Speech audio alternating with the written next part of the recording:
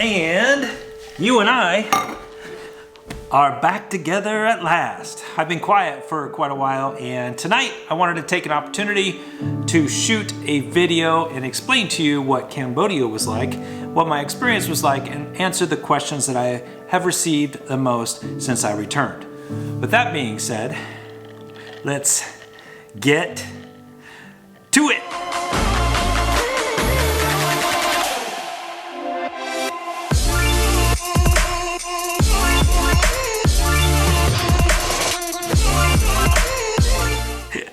Oh, am I out of practice?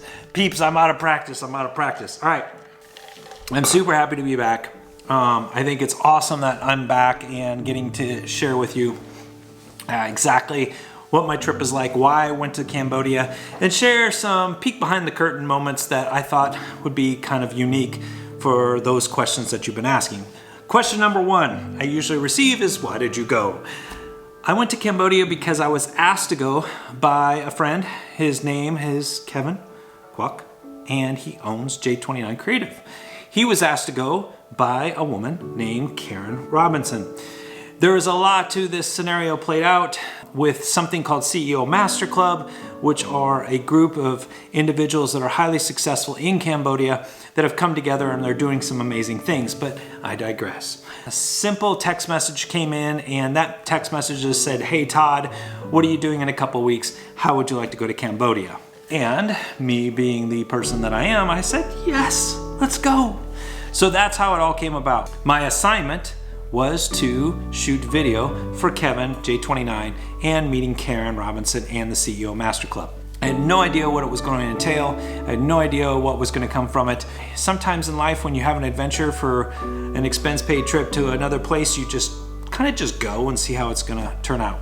So Cambodia was never on my radar list of places to go, but this was where it kind of got exciting. I think the most amazing place that I have been in a while is Cambodia, believe it or not. The people were so amazing, so genuine, so nice, and it was very refreshing in today's world. So that comes to question number two. What was it like? What was it like? How do you describe Cambodia? It's chaotic, it's moving, it's 24/7. There's scooters and mopeds and tuk-tuks and cars. They're all intertwined, and it's just going nonstop. When I first got off the plane and I was looking around going, this is going to be a chaotic mess, and you kind of get that apprehension. But the fact is that I never once felt like I was in any kind of danger. I never once felt like I was in places I didn't need to be. You have such a dynamic of individuals doing different things, from a Lamborghini that drives by you next to a tuk-tuk, next to a cart, and just craziness of people, things stacked on top of stuff. All the things that you've seen in other types of videos were exactly what I was in the middle of, which was quite unique. It took a little bit to get acclimated. Kevin and Jen is Kevin's wife, were great.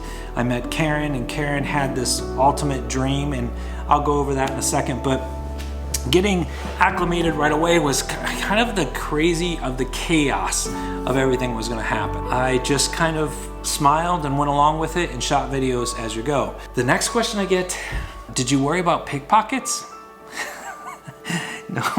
No, because I did some research prior to coming.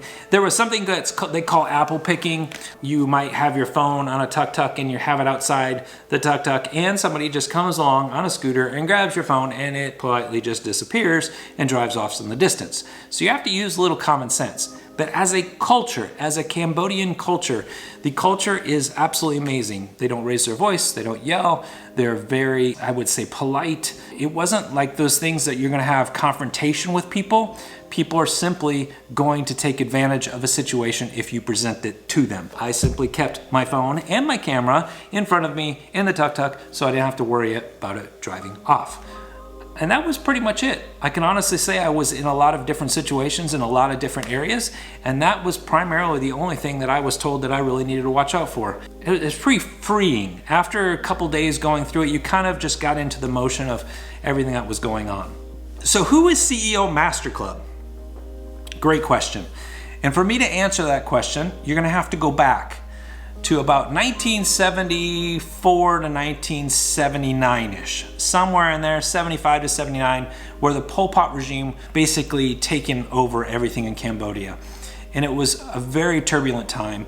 The Pol Pot regime was basically a communist regime, and they wanted to maintain control of everything. This is important for you to understand, is because what he decided to do was to get rid of anyone that was a threat to him. So this is important to today on what's going on in Cambodia, because what he decided to do was to get rid of all of his intellectuals, all of the people that were wealthy, all of the politicians, anyone that showed, like a teacher, a university professor, anyone that would show any kind of superiority into that regime. So we're talking doctors, we're talking lawyers, we're talking literally all of your elite jobs that you would normally have in a society were eliminated. Meaning that they would pick you up and they would take you to a school, and in the school they would torture you, because the school was tortured or turned into a prison. And while they tortured you, they get you to confess. And in the confession that you are doing something against the regime, you would then sign your death warrant, in essence. And then that, after you signed your confession, they would take you by a transport about 5 to 10 miles outside the city, where you would get off of the transport and you would be taken through ankle shackles into a hut. And in this hut, you would be sitting there until about midnight or 1 in the morning, where lights would come on, loud music would be playing, and generators would be running. And while this was going on, they would take you out into the middle, and you would be standing in front of a pit, and there they would slit your throat, hit you in the head with something, and kill you and throw you into a pit. That happened within my lifetime. The reason this is important is now we're flashing forward about 40 years, and now you have a society that at that time lost all of their primary people, their educated, their university, their teachers and everything. They're all gone, and now you have a society that's had to grow through that, losing all of those professions to where you are now. As far as Cambodia goes as a culture, if you think of them about 10 years behind in the social media presences with Facebook or YouTube, things like that, it's pretty much where they are. The educational system has been decimated. They have been trying to regrow that, and a lot of Western cultures have come in and tried to create schools from like Australia and things like that to bring the Cambodian culture up. But in essence, the Cambodian culture itself is slowly trying to evolve past what happened. It was decimated. I bring that to your attention because here's where we are now, is that the people that would learn English very quickly, and the people that understood business practices very quickly, and they got educated possibly by Australians or Europeans that came over and had specific educational, abilities, they rose to the top very quickly. So what you have is generally a lot of 30 to 35-year-old individuals that are multi-millionaires. And you also have those that didn't do the educational system that are still down on the bottom rung. So basically this is my parents' shop. We have some grocery, we do some kind of like... Basically it's Cambodian local stuff. Yeah, my mom and my dad try to raise us and send all my siblings to the university. Really? Yes, it's where we grew up, where we earn, and where we live, where we eat. Really? And then it's like they are the most sacrificed parents that I ever had. This is where they slept, Right. like every night. So they only go back to the house to do shower, and then at night they will come back and sleep here to make sure the nothing shop. gets stolen? Yes. Thank you. So you grew up here? Yes, I grew up here and doing. The average Cambodian may make anywhere from $20 to $100 a month on a good month, and the average person that is in this upper echelon are multi-millionaires. It is a complete dichotomy of two different areas of growth that is happening in Cambodia. And so the CEO Masterclub, a gentleman, Mr. Bora, actually came up with this idea where he could unite business owners, meaning small business owners that are, trying to learn and grow, and also multimillionaires, and he brings them together in the CEO Masterclub, and they brainstorm and they educate and they do workshops and they do all these things, they do award ceremonies. So his dream and his vision is to grow the smaller sized businesses up into this area, into the new Cambodian lifestyle. And this has been amazing. Mr. Bora was one of the most influential people that you can meet in Cambodia. He is known throughout Cambodia, and he is probably the most humble individual that I've been around for a long time, and he has an amazing vision. He took us into his unbelievable, his brand new office that they did for investments, the CEO Masterclub investment, and we got to see all through Phnom Penh. And what you saw was all these new buildings and high rises getting ready to be built, and they're in all this transition. And I asked, well, what's going on?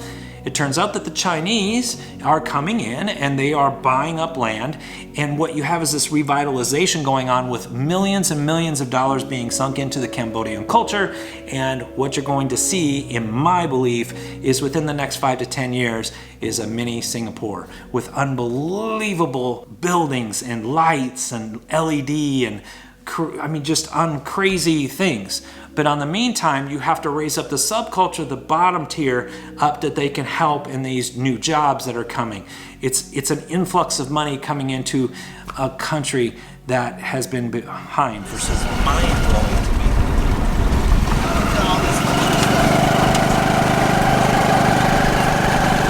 Luxury homes, luxury malls, all being built here, man. Yeah.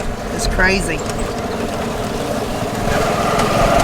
I think you were right. You were saying that. 16,000 USD.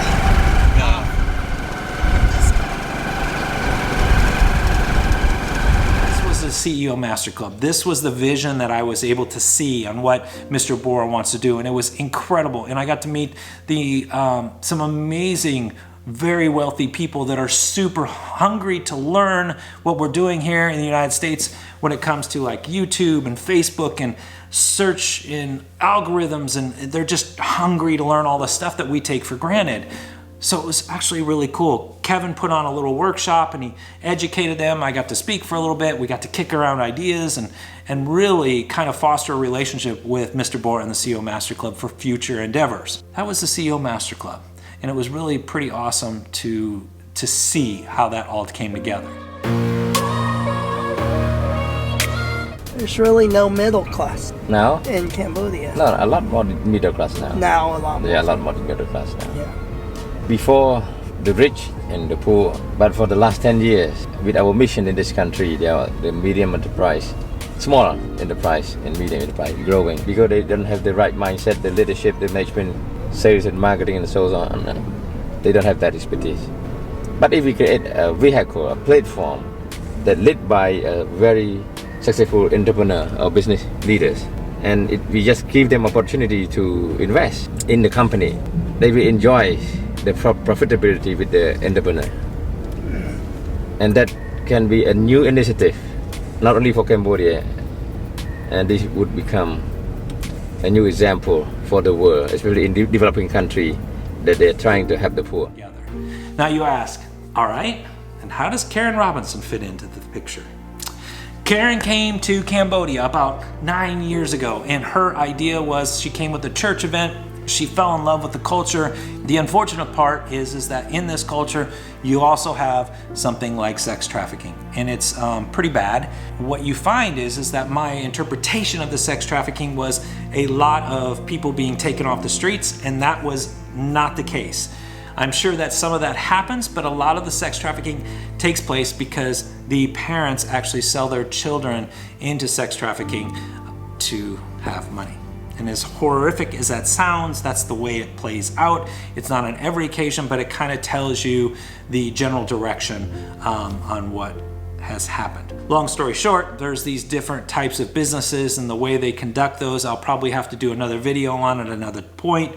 You have these girls that have been in this world and they're looking to get out. Karen fell in love with the passion of the girls and trying to help them, so she created something called Raven's Hope International. And what I'll do is I'm going to attach that video on here, and you can click on that link to see what Raven's Hope International is like. But in essence, she helps educate and bring these girls out of that environment. She brings some of them to the United States to learn English, and when they learn English and some business practices, they're allowed to go back to Cambodia. Well, allowed.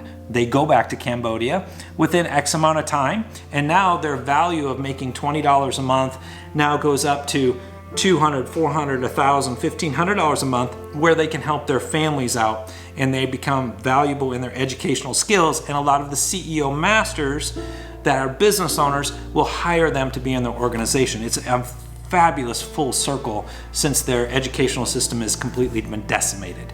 So that's how Karen fits into the picture. How does Todd fit into both of these pictures? I was just simply shooting videos on both dynamics. I have a heart for both scenarios played out. I don't know what future endeavors are going to happen. It was quite interesting, to say the least. Todd, what's the food like? The food. Okay, the food was fabulous. All right, now I looked for tarantulas, fried tarantulas, did not find them on the street because I did think that I would try something different. A lot of rice, a lot of meat, so be it beef or chicken, and just think of it as like a stir-fry community. A lot of vegetables, fresh vegetables. The food was actually really good, and there are some American type businesses already in Cambodia. There was actually a New York deli across the street from where we were staying. The idea and the scariness of not knowing where to eat. Of course, there's a few fast food chains that are in Phnom Penh, but most of it we stayed localized and went to unique, different shops in different places. So I never really had any concerns of the food. I did pick up a stomach bug, which was not a lot of fun to deal with towards the end of the trip, but it was because I made a very poor choice. And so I didn't blame anything on, but probably should have paid attention a little bit more. But the food, the whole time I was there, I thoroughly enjoyed. How do you get around? Okay. They have tuk-tuks, and they're everywhere. And there's different size tuk-tuks. There's the little ones that are encapsulated. They got a little, I don't know, they look a little bubble. Then you got open air tuk-tuks, and then you have, if you want to get on a moto, which is a scooter, you can get on somebody on a moto and they'll take you to wherever. And it is utter chaos. You are literally arm, fingertip away from people at all times, and it's just chaotic. It's a chaotic craziness. But honestly, after about 4 or 5 days, I got kind of used to it. It was a lot of fun. I really did enjoy that. As far as like if you're going there and you're going to visit, you can actually negotiate a tuk-tuk driver the whole time that you're there, and it can vary anywhere from $15 to $25 a day depending on the size of the tuk-tuk. And you would have that same driver show up at your hotel every day, and then they would take you to wherever you want, and at the end of the day they would go back, and then you're ready for them the next day. If you don't want to do that, they actually have an app, and on this app you basically, like Uber, you bring up your app of where you are. You request a tuk-tuk, the tuk-tuk driver shows up, you negotiate the price before you get into the tuk-tuk, and then that tuk-tuk driver knows where to drop you off, and then you pay him directly. And that's the craziest thing about the whole deal is that app was kind of amazing to see, since the technology is just now coming into Cambodia. It was interesting to see how they negotiated this chaotic mess with all of the traffic and how they use tuk-tuk drivers. I really was we had the same driver every single day, and he literally took us everywhere. The Killing Fields from Phnom Penh was about a 35 to 40 minute tuk-tuk drive from the middle of Phnom Penh in our hotel, and then it was about a 35 to 40 minute drive back. There's another thing that you should know. Do not fly a drone. It is against the law. It's not against the law in Cambodia, but as far as the culture itself or the city that you're in, depending on if you can get away with it, you could be facing basically fines. Where I did fly the drone briefly on top of a hotel. I tried to fly it later on. The tuk-tuk driver said, no, do not do this. We'll be taken in by the police. We'll probably have to pay some sort of a payment, or I don't know what you would want to say it is, some extracurricular side money to them before we can leave. And he says, I don't want to deal with the police. And I was like, okay, I respected that. Just remember, if you're going to Phnom Penh and you want to get those amazing drone shots, do it at your own risk. Keep well aware of that scenario played out. Also, with tuk-tuk drivers and scooters and motos, you as an American or as another culture are not allowed to drive in Cambodia using a motorized vehicle because you cannot get a license there. So keep that in mind. You're going to be relying on the people that are already doing this. Moto is generally cheaper than a tuk-tuk, and it can range anywhere from $1, $2 per ride to up to $5 per ride. Our American money goes a long ways in Cambodia. And that brings me to my last tip. Our American money. Hold on. American money. We take for granted our American money, so $10 bill. Simple enough, right? Here's the problem. You see these folds? This would not be accepted in Phnom Penh. You cannot have any folds, you cannot have any creases, you cannot have any tears, you cannot have any blemishes or any kind on this. So you plan on doing any shopping, which there's some amazing shopping. You have the Russian market in Phnom Penh, you have the nighttime market in Phnom Penh, you have the open market, and they're all wonderful to go to. Nobody's yelling at you or screaming. You can negotiate freely, and they're very courteous in what they do. But when you go to pay, if you hand them a $10 bill, you will find that if it has any rips or blemishes or tears or creases in this bill, they will give it back to you and you will not be purchasing whatever you're looking to purchase. Some areas did allow to use credit cards. Let me show you this. One of the locations I went to, I ended up buying some knockoff, basically iPod things, right? So these I think I paid $9 for. They work pretty efficiently, but to get your $9 purchase, you had to give them a 10, and if this 10 had any creases whatsoever, unfortunately you would not be purchasing the item. Kind of keep that in mind. If you're going to go, you need to, I thought it was a joke. This was a $20 bill I had while I was there, and you see how it's got a crease in it? Well, the problem with this is they would not take it. So this crease would not be taken. I was told, and it has a little rip in the bottom. The unfortunate part is, it was with the rip and the crease, they would not take the $20 bill.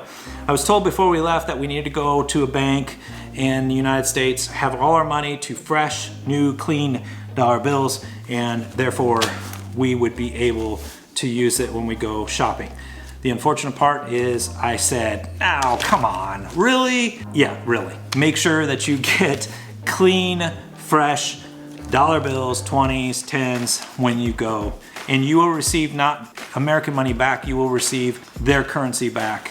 So this is like their subculture, so you just need to know that going in. How do you get in Cambodia? Do you need a visa? The question I was researching, you've got two options to get into Cambodia and Phnom Penh is that when you fly in, you can actually go to a window, and when you get off, you fill out a form, you take the form and your passport over to this window. You will pay them cash, American. They will take your passport from you and you will be totally intimidated and wondering if you were going to get it back. They will slowly move you through a window process. At the very last window, they will put a sticker in your passport for however long you're going to be there, and they will hold your passport up to the window and you will have to watch for your passport. Otherwise, they'll put it down and they'll keep moving, and then they might put it up again, so watch for your passport. They will not ask for your name. They will only show your passport through the glass and you have to recognize it and go forth and pick it up. Give them the passport, you give them the money, it moves through a process, you wait to the end, they hold your passport up, you get your passport, and you're free to go. The second way you can do this is online. You can do an e-passport, and at that point, it's a little bit easier in the transaction because it's already been taken care of when you get there. And so I would recommend, if you can, the e-visa so you don't have to go through that process. Other than that, it wasn't like horrible, it wasn't scary or intimidating, but that's kind of the way it is. So that lines out what my Cambodia trip was like. Where will I go from here? What will happen? What was, the killing fields like? I'll make a video on killing fields. I did a video for CEO Masterclub. I'll put up here and you can actually see what that's like. But other than that, it was an amazing trip, and look forward to the future to possibly returning to Cambodia sometime in 2020. And we will leave it at that. Hopefully this answers some of the questions that you may have had. It was an incredible trip, amazing people, and I just wish that more people would able to go, because I know it's not on a lot of our lists to go to Cambodia, but now after being there, it's an amazing culture and just a very loving people. So that being said, peeps, till next time, I am